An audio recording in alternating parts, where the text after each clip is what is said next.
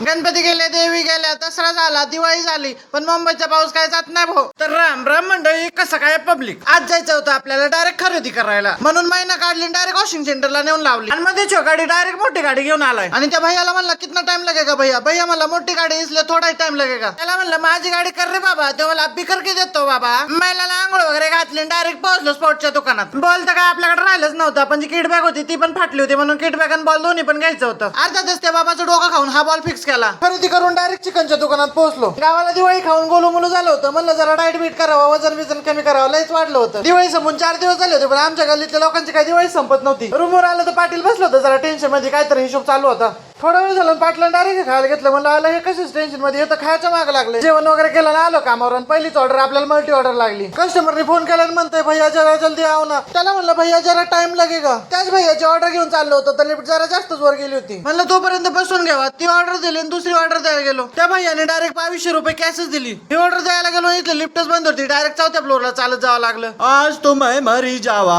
तुम्हाला आधीच बोललो होतो, दुनिया इकडची तिकडे होते, पण मुंबईचा पाऊस काय बंद होणार नाही. तिकडे पाकिस्तान उलटून पडू द्या, पण मुंबईचा पाऊस काय बंद होणार नाही. थोड्या वेळाने पाऊस उघडला आणि म्हणलं निघाव प्रॅक्टिसला, जाऊन तरी बघावं. पाऊस उघडला तर उघडला. आणि दिवाळी निमित्त ग्राउंडच्या एंट्रन्सला मस्त सजवलेलं होतं. पाऊस तर उघडला होता, पण परत म्हणलं पाऊस येतोय का काय, तोपर्यंत जाऊन बघावं म्हणलं कोण आलंय का नाही. आणि पावसाचं नाव घ्यावा आणि पाऊस येणार नाही असं होईल का कधी. आणि ह्या पावसाने आमच्या सगळ्या प्रॅक्टिसचा विस्कुट केला. कशी बशी थोड्या वेळ प्रॅक्टिस केली आणि परत निघालो घरी. हे पहिलवान दिसला, त्याला म्हणलं कस काय पहिलवान. ते म्हणतो डोंट टच मी. आजच्यासाठी एवढंच होतं. भेटून नेक्स्ट व्हिडिओ मध्ये. Bye bye.